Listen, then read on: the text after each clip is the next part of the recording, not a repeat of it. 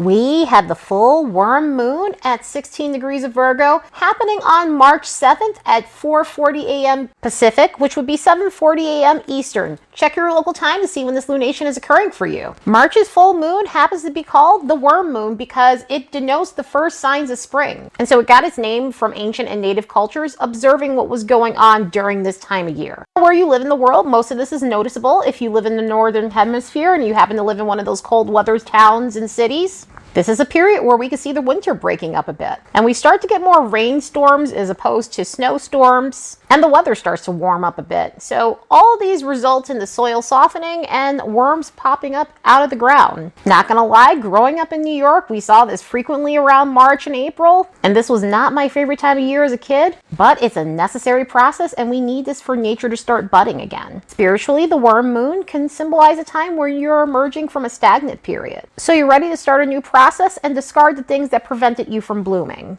Transit-wise, this moon is mixed bag and we have something pretty important occurring on the same day as this lunation. Saturn is going into Pisces later on, so there is some major transformative energy occurring at the time of this lunation. We've got Saturn at the 29th degree of Aquarius, which is a critical degree in astrology. And with this being in Aquarius, this could possibly shake things up during this lunar event. So if something's been stuck, if something has been stale or stagnant, this might be a time when you're having a major breakthrough in whatever you were trying to create through this full moon. And looking at the vibes on the graph, they're minimal. We only have 2 vibes occurring, but at the same time, they definitely have their potency to them. There's a steady stream of mental energy. This week, there's a lot of Mercury stuff going on in the background, so we are going to be in our heads. We are going to be processing a lot of information, going over the important details of things we want to change and things that we want in our lives, and just trying to assess what our next steps are. Also, there's a bunch of emotional sensitivity occurring around the 7th all the way up until the 9th. There are some harder energies that are occurring during this lunar event. I mean, again, there's a shift going on with Saturn leaving the 29th degree of Aquarius and entering Pisces for the first time in 29 and a half years or so. So some of that can create edge along with the transits that are going on. So we might feel easily triggered. We might feel more sensitive than normal when it comes down to things that people are saying to us or something that we might be observing. We could feel extra sensitive as a result of all of this. But here we are at the full moon cycle of Virgo. Full moons are a cycle of completion. So at the culmination of this cycle, we reflect on what's working for us, the lessons that we've learned, what needs to be tweaked, and what can no longer go with us, what no longer serves us. Because at the time of the new moon in Virgo, we adopted the qualities of Virgo, the positive attributes of Virgo that we wanted to incorporate into our lives. So this is a time to look at what's working in this energy, what's no longer making sense. If we still have a ways to go on something, the situations that need to be refined, and again,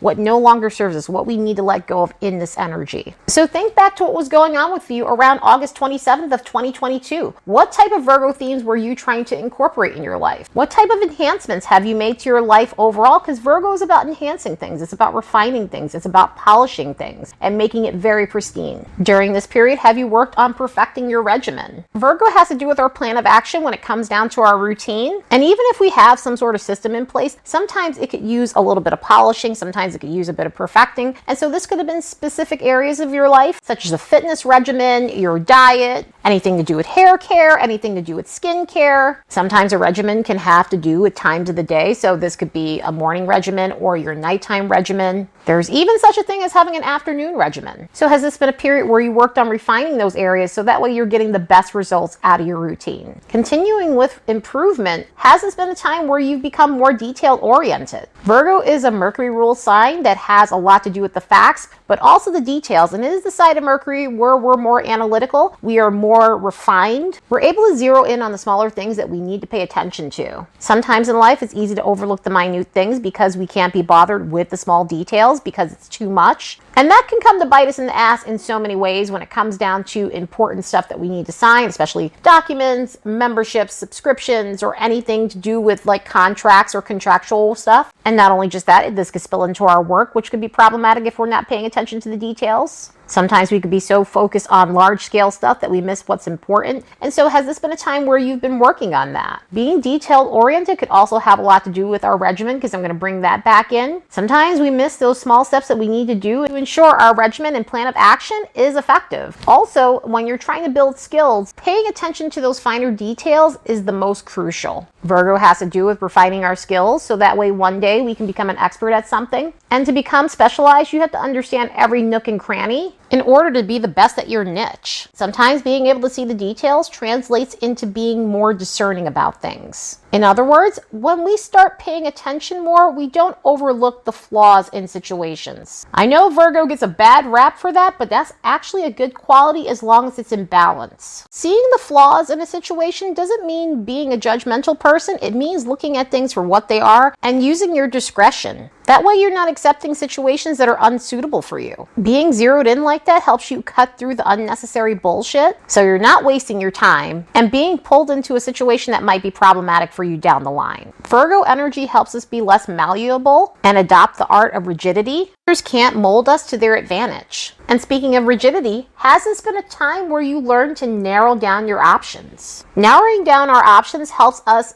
get rid of goals that are unrealistic, that are wasting our time, in favor of something that's realistic and tangible and that's going to help us get to the next level. I'm all in favor for variety and having options, but there are times where we may have too many options in front of us, and what it's doing is it's causing a time suck and not allowing us to make progress on whatever we're trying to achieve for our lives. And the great thing about Virgo energy, again, is about zeroing in. It's about looking at those details and looking at what little things are adding up and wasting our time. So in this energy, we learn to be more intentional, how to be mindful and conscious of how our behavior is affecting ourselves and other people, seeing what can serve us as long as it's practical, and holding ourselves accountable so we stay the course on our goals. Let's look at these transits and see what we can expect from this lunation. As a reminder, don't forget to like and subscribe because it helps this channel grow. And if you'd like to support the work of this channel, you could do so by buying me a fresh cup of coffee. There's a link in the description box below. So because we're at a full moon, we have the chart ruler for the moon and the sun. The governing planet for the moon is going to be Mercury, since Mercury rules Virgo. And since the sun is in Pisces, we've got two rulers for that. Jupiter, the ancient ruler of Pisces, and Neptune, the modern ruler of this sign. Mercury is still in that conjunction with Saturn, even though it's separating by about 8 degrees, but we are still feeling the effects, especially as Saturn is moving into Pisces later on that day. But with an alignment like this, we can focus on our long game and ensure the objectives that we're chasing are going to give us tangible results that are going to ensure stability and consistency in our lives. Jupiter, the ancient ruler of Pisces, will be connecting with Saturn. This alignment hasn't perfected yet. However, it has appeared once back in September of 2022. Around September 21st of 2022, this alignment last occurred around that point in time, and we'll see it connect again around the 20th of March. But as it is approaching again, we're starting to feel this energy, and it's going to cause us to realize where we've been irresponsible, what we need to work on in terms of becoming more accountable for ourselves and more mature, and learning the importance of only taking risks that'll pay off down the line. Neptune, the modern ruler, will connect with the moon in a way that creates haziness. So we'll need to take our time if we're feeling off kilter, if we're feeling foggy in any way. If you're feeling unclear about something, don't proceed until you know all the facts and the details of the situation.